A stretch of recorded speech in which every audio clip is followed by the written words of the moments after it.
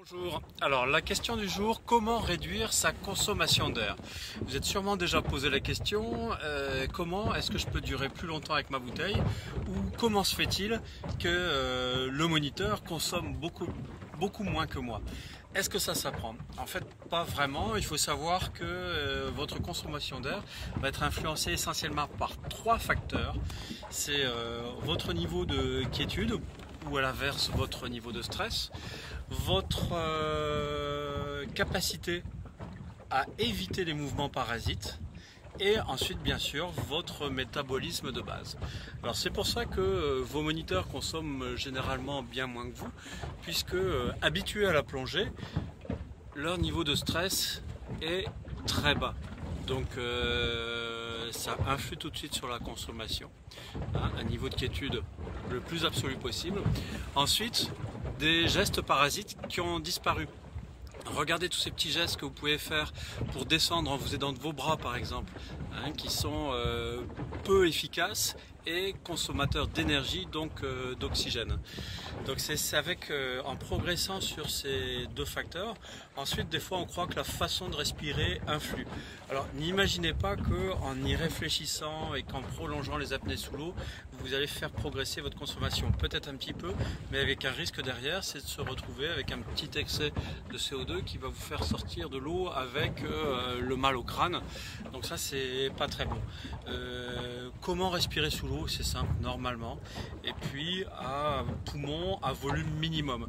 Donc volume minimum, ça ne veut pas dire poumon vide, mais tout simplement avec juste l'amplitude nécessaire pour ventiler votre organisme et apporter l'oxygène nécessaire. Donc le maître mot, c'est essentiellement être zen et bien maîtriser les techniques de stabilisation de façon à éviter les mouvements parasites dont je parlais tout à l'heure.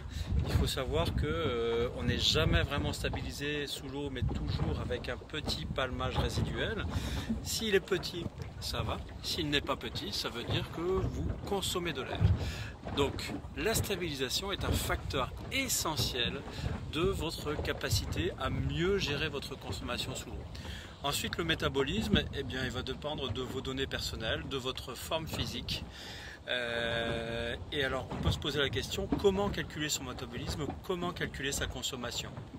Pour calculer sa consommation, assez simple, vous faites le test, vous respirez à une profondeur donnée, par exemple à 10 mètres, vous avez 2 barres de pression, vous regardez sur 5 minutes combien de barres de pression ont diminué au niveau de votre manomètre, vous multipliez par ça, par le volume de votre bouteille, vous divisez par 2 puisque vous êtes à 10 mètres, donc avec 2 barres de pression, et vous obtenez le nombre de litres consommés.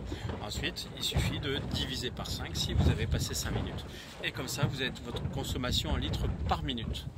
Ensuite, pour le métabolisme en oxygène, bon, c'est un peu plus compliqué. Là, il faut faire des tests sur des machines éventuellement.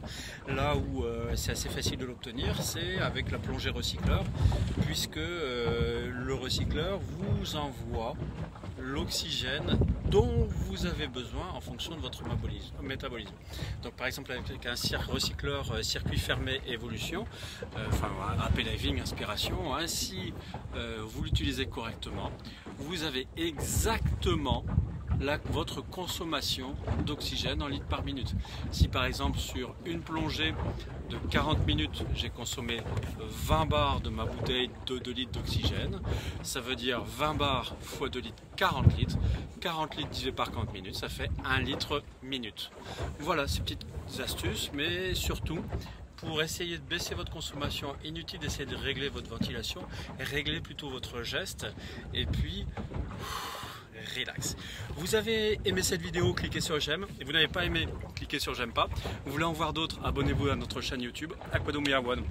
Vous voulez voir d'autres sujets abordés, n'hésitez pas, passez-moi un petit coup de fil, envoyez-moi un commentaire sur cette vidéo, postez-moi sur Facebook ou par mail. Au revoir.